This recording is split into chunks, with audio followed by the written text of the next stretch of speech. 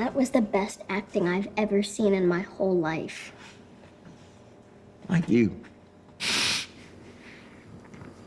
Rick fucking no.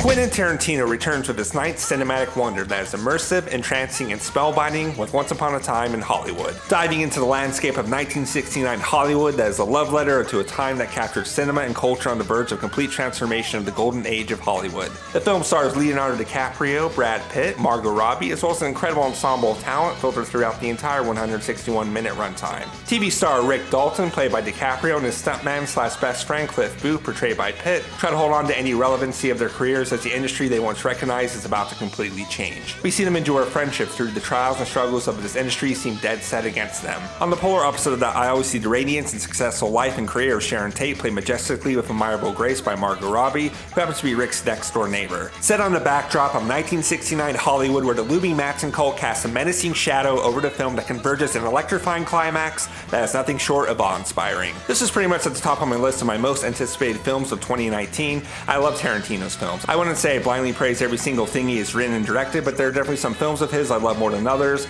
but there's always something that I take away from every single film he's put out. I always have an experience. At the end of the day, that's what I come to films for. To have an experience, any experience, to feel something heightened and witness something I've never seen before, and Once Upon a Time in Hollywood definitely delivered that. This film was so immersive, so hypnotic in its world and portrayal of 1969 Hollywood, told through the eyes of these characters of Rick Dalton, Cliff Booth, and Sharon Tate. It has all the makings and signatures of a great hangout film, a term that was coined by Tarantino himself. There are certain movies that you hang out with the characters so much that they actually become your friends. And it's a really rare quality to have in a film. And it doesn't rarely happen, and usually those movies are usually quite long, because it actually takes that long of a time to get past a movie character where you actually feel you know the person and you like them. But yet it feels so profound in the classical cinematic sense. I've always felt the plots of every Tarantino film are really played loose and takes a backseat to the characters, and those are my favorite types of films that really adds to the experience I enjoy about a Tarantino film. It doesn't have a clear-cut narrative, but there's a lot of heart and beauty that strings it along together. It may be more of a film comprised of moments, but there are elements and overarching components that just form together and create something truly unique in film that I haven't really experienced in this way before. With Once Upon a Time in Hollywood, you are right there with these characters in such a hyper-realistic way that is amplified so high and so intensely that separates itself vastly from Tarantino's filmography, but at the same time feels like a culmination of all his other films. If I were to compare it to any of his other films, it closely resembles Jackie Brown in terms of pacing, and Jackie Brown is definitely a film I really love and appreciate. But Once Upon a Time in Hollywood is a film very much like Jackie Brown in terms that it really takes its time and is very much of a slow burn,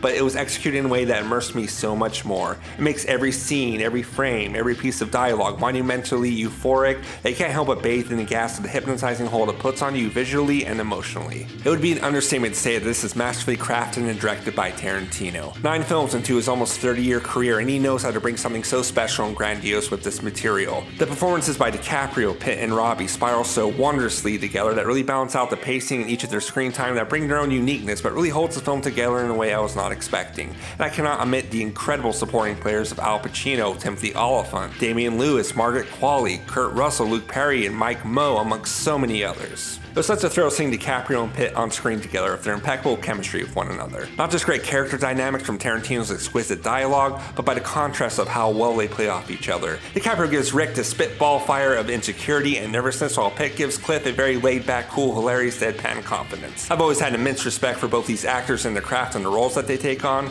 Rick and Cliff are the heart and center of Once Upon a Time in Hollywood. Rick carries Cliff financially, but Cliff is very much of an emotional support beacon for Rick as he goes through his insecurities of his fading action career, and DiCaprio executes his performance flawlessly with hilarity and a primal rawness. Embarrass yourself like that in front of all those goddamn people! And Brad Pitt just oozes cool in his role as Cliff. He is so laid back, but there's this intensity to him, and Pitt carries a lot of that intensity mixed with some comic relief, and this is the best I've seen Brad Pitt in years. We get into a fight, I accidentally kill you, I go to jail. Anybody accidentally kills anybody in a fight, they go to jail. It's called manslaughter.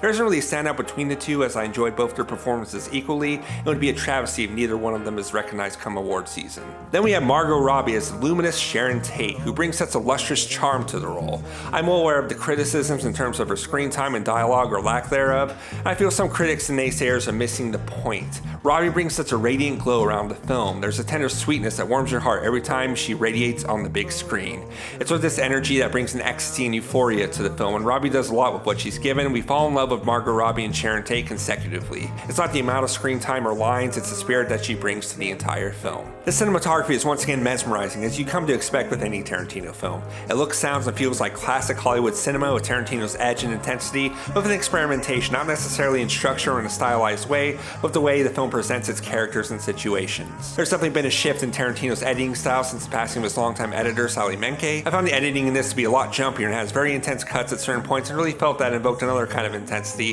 that I hadn't really experienced with a Tarantino film before. I also felt somewhat of a departure in his usual style and presentation. Some of the elements are still there, but the majority of each scene is really played out in a drawn out sort of way. At times I felt I was almost watching a Scorsese or early P.T. Anderson film, but with Tarantino's signature stamped all over it. As far as negatives, I found that what most audiences will have issue with, I didn't really take issue. Some of the scenes and sequences go on a little long and can test one's patience. As much fun as I was having, I did feel at certain points the film was taking its time a little more than maybe I was somewhat comfortable with, but those moments were few and far in between for me. I myself definitely have a certain expectation when going into a Tarantino film, and when this project was announced with the cast and the concept, I did have some expectations going in, and many of those expectations were subverted. The whole Manson Cold aspect was really played a little more fast and loose, but in a way that I really appreciated, and brought a moment to the film where it was completely turned over on its head.